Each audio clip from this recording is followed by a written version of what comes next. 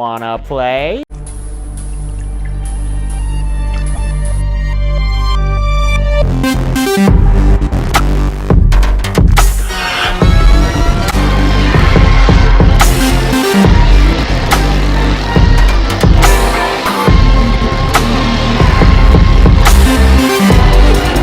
Here's Johnny! Anita, bring your boat.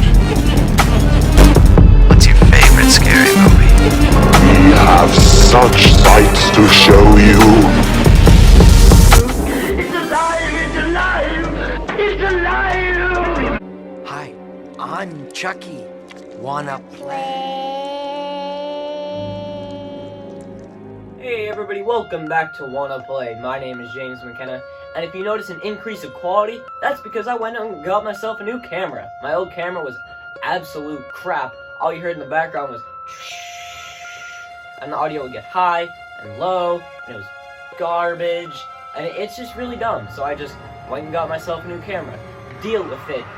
But today, we'll be doing another walkthrough, and surprise, surprise, this walkthrough is on Halloween 3, the Season of the Witch. Halloween 3 is a really interesting movie, because it's the first timeline split in the Halloween franchise. First of, good God, so many. I'll flash up a picture right now. The Halloween timeline is just so confusing.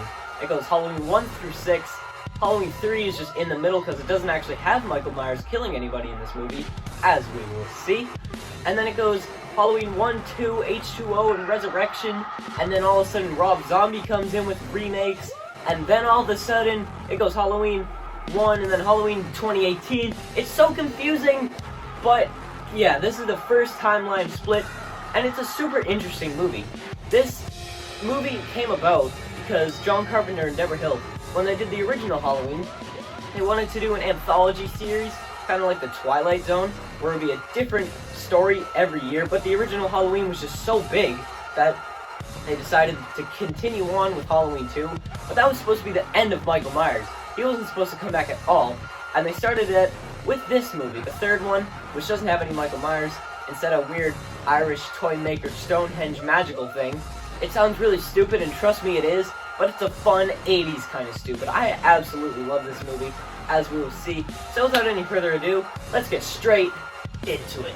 We open up with some even more awesome opening credits, as these weird lines in the background start to disappear in a weird direction, but then it zooms out to reveal a jack-o'-lantern. 7 days before Halloween begins in Northern California, a man gets chased by a car down the street. He ducks behind a rusty car but gets choked by a robotic-looking man.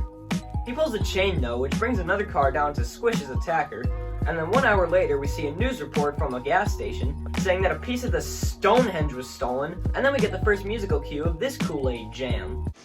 In 4 days to Halloween, Halloween, Halloween. In 4 days to Halloween, Silver Shamrock. A guard goes to check out a noise and gets attacked by the dude from earlier, only for him to faint and mutter, "They're coming." We meet a drunk dad, Dr. Daniel, played by Tom Atkins. Then the kids pull out their silver shamrock masks before the commercial plays again. And if the woman who plays the mother looks familiar, that's because she's Nancy Keys, aka Annie Brackett from the original 2. The ad plays again in the hospital, then the crazy man whispers that they're gonna kill us. A sharp-dressed man then walks in the hospital and Daniel starts to sleep off some alcohol. The man walks into the crazy dude's room and kills him with some fingers through the eyes. Oh my god! But the deaths don't stop just yet because the killer walks into his own car, dozes himself, and then blows himself up in the car! Oh my god! Daniel then notices a silver shamrock mask on the crime scene, and now it's the 24th. Daniel looks at the daughter of the dead man, and we cut to 3 days later. Nothing really happens here though, so let's go to the 29th, where Daniel is sitting in a bar, and he looks up to see the only image of Michael Myers that we get in this whole movie. So technically, an argument could be made that Michael Myers is in every single one of the Halloween movies. Ellie then walks in and Dan tells her what her father said about everybody's gonna die. Ellie shows Dan her detective work and figures out that something happened with her father somewhere in the middle of there where they are now and Santa Mira before the song plays again. They head up to the eerily quiet town of Santa Mira where everybody gives them strange looks before stopping in a motel. They meet up with the motel owner, who's not the killer this time, and Ellie distracts him only for Dan to notice that her father was actually there before. The second Connell Cochran I've talked about in this walkthrough so far drives by before Jamie Lee Curtis comes over the radio to tell everybody that it's curfew time. It's 6 o'clock. It's 6 o'clock. Curfew. Curfew. All residents of Santa Mira, please clear the street. Curfew is now in effect. A homeless man tells Dan to watch his back because Cochran's always listening, and then says that he's planning to burn down the entire factory. But when he walks into his little shack, Dick Warlock returns to the series to tear the man's head off! Marge, the other woman staying in the hotel, bumps into Ellie, then later on the commercial plays once again. Marge starts to mess around with the silver shamrock pins that sticks a laser through her mouth and leaves her face demented and crawling with insects! Mr. Cochran then shows up and shows his face for the first time and says how Marge will get some simply marvelous treatment. October 30th is upon us now, and Nurse Teddy tells Dan that there was no actual human remains left over from the massive explosion earlier that week.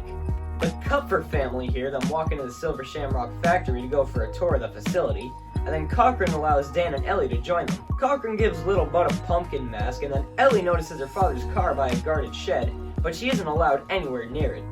Dan goes to call the cops, but operator Jamie tells him that the call can't be completed. Dan then looks out the window to see 5 sharp-dressed men who go and chase after him. He sneakily heads up to the factory where we get a Christine sound effect. And then he walks into a room to find an old lady knitting, before her head falls off in front of him. Dan gets abducted by the Dickbot 9000, who punches him so hard that he bleeds frozen orange juice. Now it's finally the 31st, where Cochran confirms that his lackeys are all actually robots. Then the missing Stonehenge plotline finally wraps up, cause it's been in the factory the whole time. They don't even begin to explain how it's possible that they got it there, but just you wait, because that's probably the most realistic thing he'll do in this movie. The Kupfer family get escorted into a test room, and a TV instructs little Bud to put his mask on and watch the commercial. But then the mask starts to melt on his face and bugs start crawling out of the kid! Wait, is that a snake? Holy Jesus, it's a snake! That bites Bud Sr. and poisons him to death! And now that we know Cochran's plan to kill all the children in the USA using 3 deadly Halloween masks, we get transported all throughout the country where all the kids in the US are wearing the masks, until Nurse Teddy gets drilled through the head off screen. Cochran explains that the real reason he's plotting to kill the entire country is because Halloween has lost its reason, gotten soft, yada yada yada, all the stuff we've heard before. Then we get a fun musical cue from the original.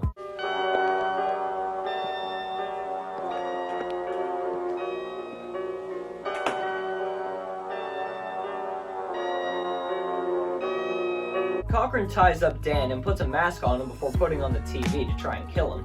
But then Dan busts the TV so his newly acquired mask won't kill him, and then nails the camera with a Kobe mask throw. It's now 8:11, 49 minutes before everything goes haywire, and Dan crawls through some vents to escape. He hides himself through a couple silver sham boxes and calls up his ex-wife to tell the kids to get rid of their masks, but she hangs up out of anger. He frees Ellie, and the two of them Cartoon Network themselves behind a bunch of masks, and then Dan somehow goes unnoticed and turns on the commercial in front of all the baddies, before dumping all of the mask chips all over everyone and a massive kill scene. Cochran looks up and golf claps Ellie and Dan, and some weird computerized Stonehenge magic turns Cochran into stone. Ellie and Dan drive off, but then Ellie starts to strangle him and they crash the car, but Dan puts an end to that real quick with an uppercut through the head, and then he lugs Ellie's detached arm out the window and runs off to the gas station. Dan just manages to turn off the commercial from 2 stations, but the third one just won't give. I guess that means that everybody in the country is about to die, because the credits start to roll, meaning that it's end of movie, as well as, I guess, end of the world. But don't you even think about going away yet, because it's awards time. Let's go, the best part of the video. I don't know, is it the best part of the video? It's the easiest to edit, so maybe. But the first award I'm gonna give out today is my favorite part, which, surprisingly to a couple people, is actually gonna be the part where Ellie and Dan first arrived to Santa Mira, because it's just a super creepy scene.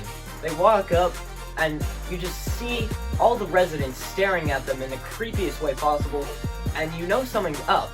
They don't tell you at all, but you just know something's up, you know something's about to go down, and it's just so creepily done. The atmosphere is awesome. The atmosphere is probably the best part about it. That's why I love this part so much. When they first walk up, it's just great, and you see the massive factory in the background of all the tiny little dumpy houses. It's just a sick part in my opinion when they first arrive. super scary. So yeah, and the next award I'm gonna give out is gonna go to Dan, because every single time Tom Atkins appears in one of these movies, he's gonna be the best character. Trust me, stick with me, you'll see it. If we ever do My Bloody Valentine 3D, or The Fog, or Creep Show. Actually, maybe not Creep Show, that one might have to go to Stephen King. But every single time he's in a movie except for Creep Show, he's gonna get the best character because he's Tom Atkins, America's drunkest dad. And this movie is no exception to that. He's drinking all the time. He's at a bar. So yeah, best character is gonna go to Dan, played by Tom Atkins. But our worst character this evening is gonna be Dan's wife, because she's just so annoying. It's that stereotypical, oh, my wife is nagging, we've been married for years, and it's just so annoying.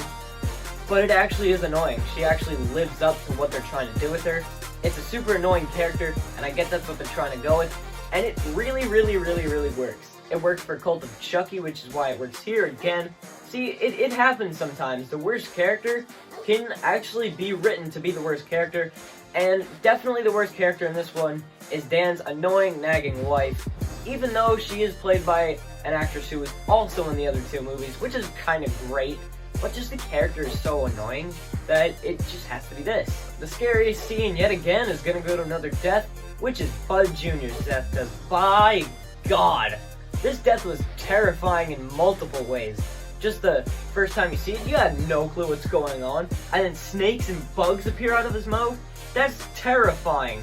And then the fact that this really explains to you how America is absolutely screwed, and tells you Cochrane's plan for the first time of using these 3 epic sellout masks to kill every single person in the entire country, which is an absolutely terrifying thought. And the first time you think about it is here with this scene, with this death. It's just a super scary death as well, because the other two in the room, Bud's parents, you feel bad for them because they have no clue what's going on either, and then one of them faints, and one of them gets eaten by a snake. It's insane. It's super scary, which is why it really has to be this. Speaking of that kill though, the absolute best kill is obviously Bud Jr., because, oh my God, his mask melted into his face, and snakes came out of him. That's insane. Bugs, snakes, bees, it's insane. There's nothing like it. There's not a single kill in horror like this. It also has a contendership to be the best kill in the series, although I do prefer Nurse Karen's better from Halloween 2. This is a monstrously good kill, as well as the monsters that pop out of him, and when you realize that Cochrane is a monster himself. It's a gnarly kill with some awesome graphics and practical effects. It's just a super awesome kill from Halloween 3. But the worst kill though is gonna go to Bud's mother, because that was so interesting, right? She faints in the same room where her child's face morphs into a mask and bugs and snakes pop out. She faints in the same room where a snake from her son's mask pops out and bites the dad and poisons him. She faints. That's it. She faints. I could give it to the drill kill off screen, but it's a drill kill. How would I? No. She faints. Come on. Halloween 3, I don't know what was happening with this kill, because the other ones are so graphic. Oh my God, this is the most graphic in the series so far. Maybe the most graphic until we get to the Rob Zombie movies, as well as 2018's, honestly. But come on. She faints. And finally, the most iconic line is gonna go to...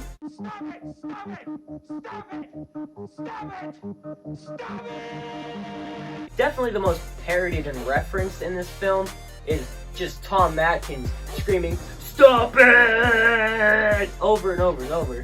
It's a really good and funny line delivery, honestly. And it's a super weird and crushing ending to the movie. Probably the most crushing ending to any Halloween movie. It's just awesome. The delivery, as I said, was great. You just got Tom Atkins screaming "stop it" over and over and over into a phone. It's honestly funny, and it's the line that most people come out of this movie remembering, even though it is the last line, so I guess it's kind of cheating. But it is definitely the most memorable and quotable line in this movie. Most quotable by far, oh my god. I always hate this part because I always die. How am I still here? I don't... Is that a snake? Is that a snake? We're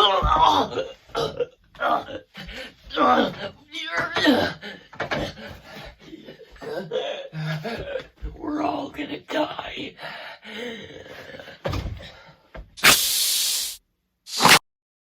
Thanks for watching my super high-tech walkthrough on the weirdest movie in the Halloween franchise by far, Halloween 3, The Season of the Witch. Don't ask me why it's called Season of the Witch. There's only a witch mask, and that's the only reference that they have. This movie is honestly pretty creepy, the way that they do it, the atmosphere that they set up. Definitely the creepiest atmosphere so far, which is insane to think about, because Halloween 1, its atmosphere, just a small town being terrorized by a vicious, unstoppable murderer, that's a pretty terrifying atmosphere, honestly. And this one, I honestly feel like does better. Just as sometimes when there's bells ringing in the background and stuff, Jamie Lee Curtis saying, curfew, curfew. It's just a super creepy movie. And honestly, I think I might prefer it over Halloween 2. I said Halloween 2 is my favorite, but I also said that this one's right up on par. And upon rewatch, I honestly have to say that this is definitely my favorite, or my second favorite in the franchise, sorry. The Halloween 2 was kind of slow burn, this one was absolutely not. This one just picked up. It was awesome. This movie is absolutely great, which can't really be said for the next two. So, yeah, that's great. Stay tuned for my walkthrough on Halloween 4, and then 5, yay, and then 6, which I honestly will always be a defender of. So yeah, until then, and the rest of my Halloween walkthroughs, thank you for watching, goodbye, and good night, bang.